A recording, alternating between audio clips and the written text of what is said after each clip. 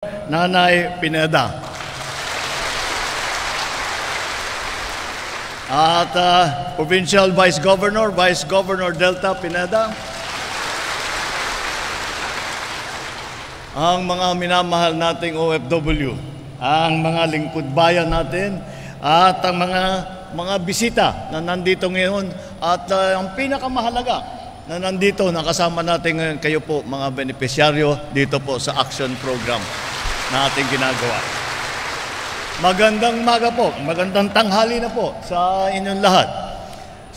Sa tuwing nakakasama ko ang ating mga kababayang OFW, hindi ko maiwasan na humanga at matuwa sa kwento ng inyong mga pagsisikap.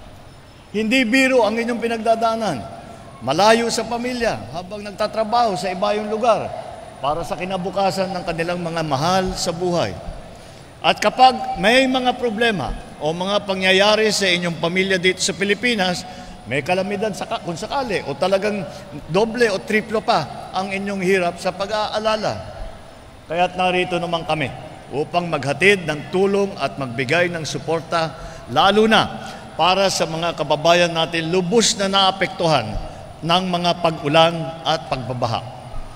Bilang tugon sa matinding pinsala ng mga nagdaang habagat at bagyo, magbibigay ang Department of Migrant Workers ng tulong sa pamamagitan nitong Action Fund.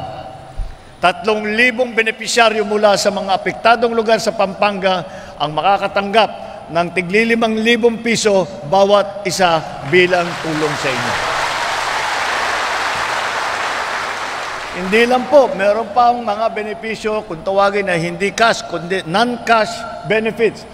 Layunin din po ng Action Fund, maghatid ng legal assistance, medical assistance, financial assistance, emergency assistance para sa ating mga OFW at sa mga pamilya ng ating OFW.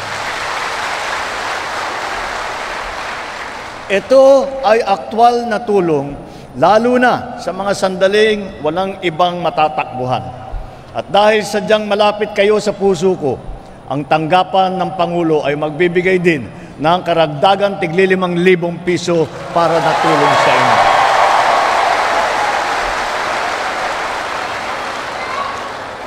Alam nyo po, pagka pinag-uusapan po ang OFW, yung mga ibang mga kababayan natin na hindi nakakapagbiyahe, na hindi nakikita ang mga ginagawa at ng ating OFW, lagi kong pinapaalala sa ating mga kababayan. Pagka ako ay bumabiyahe, nakikita naman ninyo, nakikilala ko mga presidente, mga hari, mga prime minister.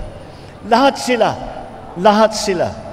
Ang unang, pag pinakilala ko, this is Ferdinand Marcos, the President of the Philippines, ang unang sasabihin sa akin, ang gagaling ng mga Filipino worker doon sa bansa namin. Napakasipag, napakabait, napakahusay, napakadaling turuan. Ang gagaling pa mag-English.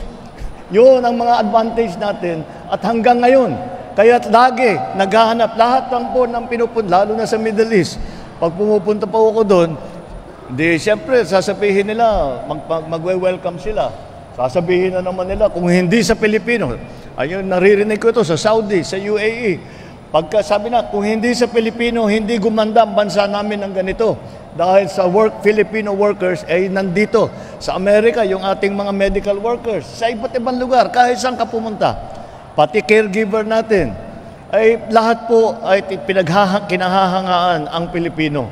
Kaya naman po, ay pinagmamalaki po natin ang ating mga Filipino workers at hindi lang pinagmamalaki upang malaman ng buong mundo kung gaano kayo kagaling, ay hindi lamang pagpapakilala, kundi ang pagtulong kagaya nitong mga programa ng Action Fund galing sa DMW.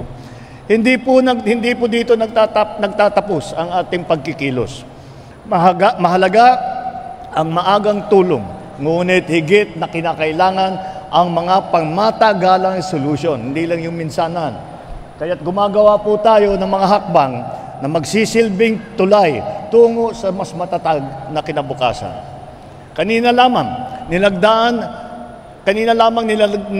na ang Memorandum of Agreement sa pagitan ng Department of Migrant Workers, sa DOLE, sa TESDA at sa OWA, kasama ang mga local government unit at pamahalaang panlalawigan ng Pampanga. At sa ilalim ng kasunduang ito, magpapatupad ang mga kasaping ahensya, katuwang ang lokal na pamahalaan ng Pampanga ng mga programa laban sa illegal recruitment at human trafficking. Ito ang magsisilbing proteksyon ng para sa ating mga kababayan bago pa man sila makaalis ng bansa. Ngunit, hindi sapat na may programa lang. Kailangan ang malinaw na koordinasyon at sabay-sabay na pagkikilos ng iba't ibang ahensya ng pamahalaan. Kasama ko ang DMW sa hangaring magtagumpay ang kasunduan na ito at lahat ng mga programang makakatulong sa ating mga OFW. Dito sa Pampanga, ating ipapatupad ang MOA, isang simbolo ng pagtutulungan ng local government kasama na ang national government laban sa illegal recruitment at sa human trafficking. Ako, inaasahan ko na magiging maganda ang resulta ng kolaborasyong ito. Para sa mga ahensya ng gobyerno at lokal na pamahalaan na nandito ngayon, gawin nating normal ang mabilis, maayos at makataong serbisyo. Sa bawat desisyong ating gagawin, lagi nating iisipin kung paano natin mapapaglingkuran ang ating kapwa Pilipino na may dignidad at malasakit. Magsilbi tayong solusyon, hindi dagdag na pampahirap. At para naman sa mga minamahal nating OFW, hindi matutumbasan ng anumang salita ang aming pasasalamat sa inyong sakripisyo, sa inyong pagmamahal, sa inyong mga pamilya, sa inyong mga kababayan, at sa inyong minamahal na publika ng Pilipinas.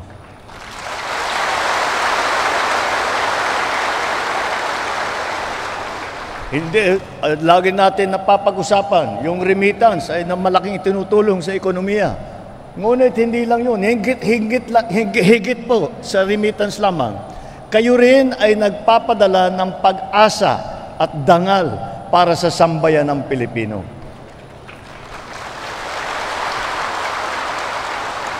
Kaya naman ay ginagawa ng pamahalaan ang aming makakaya upang patuloy kayong suportahan sa loob at sa labas ng bansa para sa inyo at sa inyong mga mahal sa buhay. Kaya't magtulungan po tayo upang mabuo ang isang maunlad, makatarungan at progresibong bagong Pilipinas. Maraming salamat. Mabuhay ang ating mga bayaning OFW. Maraming salamat po, mahal na Pangulo.